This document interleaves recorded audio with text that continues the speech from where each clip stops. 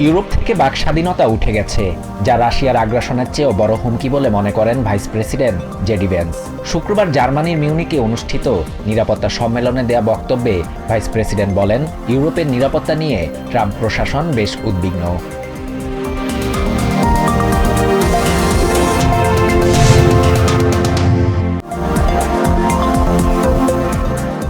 বিশ্বব্যাপী উন্নয়ন কর্মকাণ্ড এবং আমেরিকার সহায়তা অব্যাহত রাখতে সংস্থাগুলোর তহবিল বন্ধের সিদ্ধান্ত সাময়িকভাবে তুলে নিতে ট্রাম্প প্রশাসনকে নির্দেশ দিয়েছেন ফেডারেল বিচারক।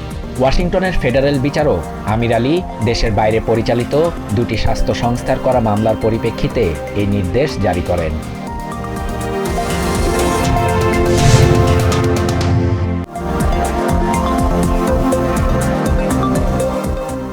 ডেমোক্রেটিক সমর্থকদের সাম্প্রতিক কর্মকাণ্ডের কঠোর সমালোচনা করে আরাকানসার গভর্নর সারা হাকাবি বলেন, সবাই আশা করেছিল নির্বাচনের শোচনীয় হারের পর ডেমোক্রেটরা তাদের কৌশলে পরিবর্তন করবে, কিন্তু এর পরিবর্তে তারা যা করছে তা সম্পূর্ণ হাস্যকর ও দুঃখজনক।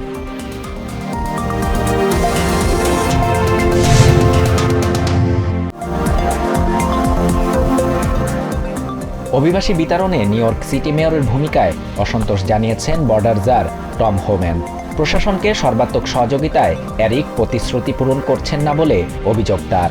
বৃহস্পতিবার নিউ ইয়র্ক আইস হেডকোয়ার্টারে এক বৈঠকে এসব কথা বলেন হোম্যান।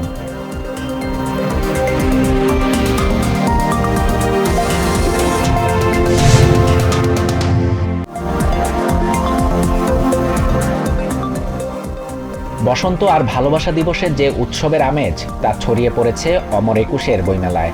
তার উপর ছুটির দিন শুক্রবার মেলা জুড়ে ছিল সব বয়সী মানুষের উপচে পড়া ভিড়। ফাগুনের হাওয়া আর ভালোবাসার রঙে রঙিন হয়ে ওঠে পুরো বইমেলা প্রাঙ্গণ।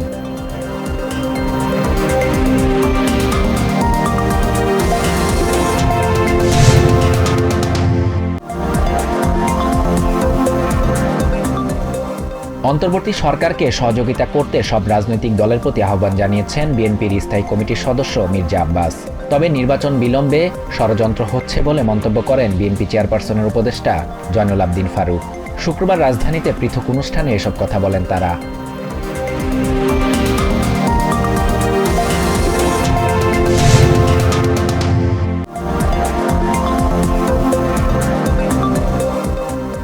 জামায়াতে ইসলামীর নিবন্ধন ও প্রতীক ফেরত না দেওয়ার বিষয়টিকে জুলুম বলে আখ্যায়িত করেছেন দলটির আমির ডাক্তার শফিকুর রহমান। নরসিংদীতে এক কর্মী সম্মেলনে তিনি বলেন, ফ্যাসিবাদের বিরুদ্ধে মাথা নত না করার অপরাধে জামায়াতে ইসলামীর নিবন্ধন ও প্রতীক বাতিল করেছে বিগত সরকার।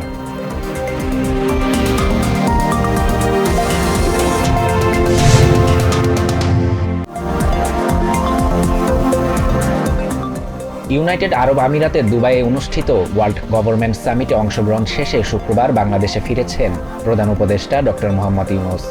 ইউএইর স্বাস্থ্য ও বাণিজ্য মন্ত্রীর সাথে বৈঠকে বাংলাদেশি নাগরিকদের ওপর ভিসা নিষেধাজ্ঞা, বাণিজ্য ও ব্যবসার প্রসার সহ প্রবাসীদের সমস্যা সমাধানে আলোচনা করেন ডক্টর ইউনূস।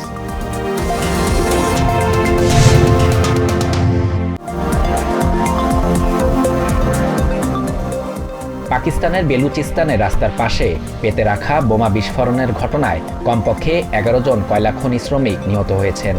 স্থানীয় কর্মকর্তারা শুক্রবার জানান, বেলুচিস্তানের হারনাই এলাকায় একটি খনির কাছে ঘটনাটি ঘটে। এতে আরও 6 জন আহত হয়েছেন।